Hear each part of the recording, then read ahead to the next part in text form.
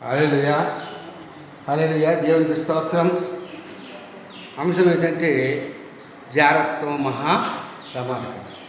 ఈ జారత్వం చేయటం వల్ల వాళ్ళు నరకానికి వెళ్ళిపోతారు. దేవునికి స్తోత్రం. 1 కొరింథీ 6:18 చూసినట్లయితే, మీ దేహములు క్రీస్తునకు అవయవములుగా ఉన్నవి మీరు ఎరుగరా. నేను మీ యొక్క అవయవములను తీసుకొని వేసు యొక్క అవయవములుగా చేదురా. ఇది ఎంత మాత్రమూ తగదు.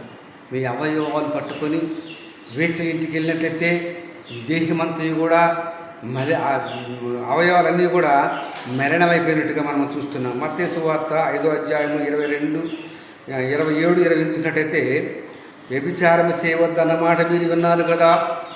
ఈ లోకంలో వ్యభిచారము చేయవద్దన్నమాట మీరు విన్నారు కదా. నేను మీతో చెప్పినది ఏమనగా, ఒక స్త్రీని మోహపు చూపు చూచి ప్రతివాడు అప్పుడే తన హృదయంలో పాపం చేసిన వాడవును. మోహపు చూపుతో చూచివాడు కూడా పాపం చేసినట్టుగా మనం చూస్తున్నాం.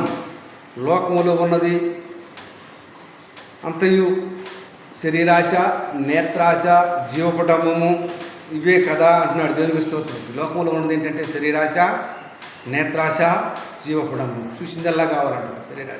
నేత్రాశ, శరీరాశ చూసిందల్లా కావాలనుకుంటారు. వస్తువులు, బంగారం వస్తువులు ఇటుగా మనము చూస్తున్నాం. సామెతల గ్రంథము 6:32-33 జారత్వము చేయవాడు కేవలము బుద్ధిశూన్యుడు. జారత్వం చేయి ప్రతివాడు కూడా బుద్ధిశూన్యుడి, బుద్ధి లేనివాడు. ఈ కార్యం చేయవాడు సర్వనాశనము కోరుకునేవాడు. తన శరీరం సర్వనాశనాన్ని కోరుకునేవాడు. వాడు దెబ్బలకు పాత్రుడవును. వాడు దొరికితే ఏం చేస్తాడంటే పట్టుకొని దెబ్బలో కొడతాడు.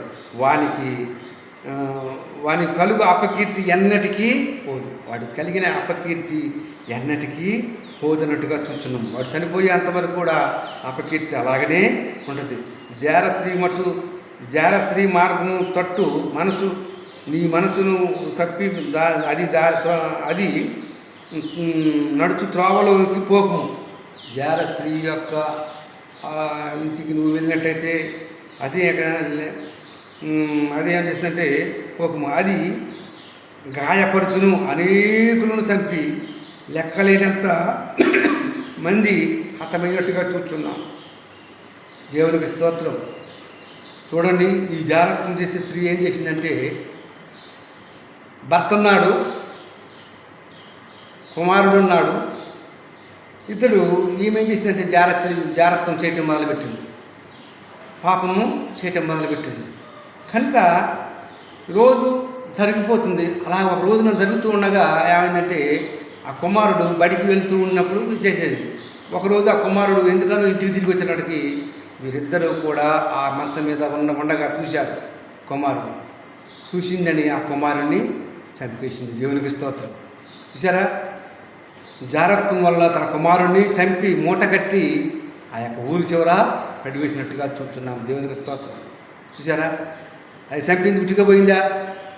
పోలీసులు వచ్చి పట్టుకున్నారు, జైలు శిక్ష పడ్డట్టుగా మనము చూస్తున్నాం. చూసిన ఈ లోకంలో పోలీసు వారు వచ్చి పట్టుకొని జైలు శిక్ష వేస్తున్నారే. కనుక జారత్వంకు దూరంగా పారిపోవుడున్నాడు. దేవునికి స్తోత్రం. కనుక అట్టి జారత్వం చేయవాడు లోతైన ఇల్లు, లోతైన గొయ్యి, అందులో పడిన వారు బయటికి వచ్చేవారు ఎవరు కూడా లేరు. దేవునికి స్తోత్రం. అది పాతాళములకు పోవు మార్గం. ఇంకా అట్టి మార్గంలో మీరు అందరూ వెళ్లకుండా ప్రభువు నమ్ముకొని ప్రభువుకి ఇష్టమైన బిడ్డలాగా జీవిస్తూ అనేకులకు మాదిరికరంగా జీవించాలని, పాత జీవితాన్ని, రోత జీవితాన్ని విడిచిపెట్టి ప్రభువు సాక్షిగా జీవించాలని ఈ కొద్ది మాటలు ముగిస్తున్నాను. క్రిస్టోఫర్ 810 ఛానల్ సబ్స్క్రైబ్ చేసుకొని అనేక మంది షేర్ చేయవలసిందిగా కోరుతున్నాను. ఆమేన్.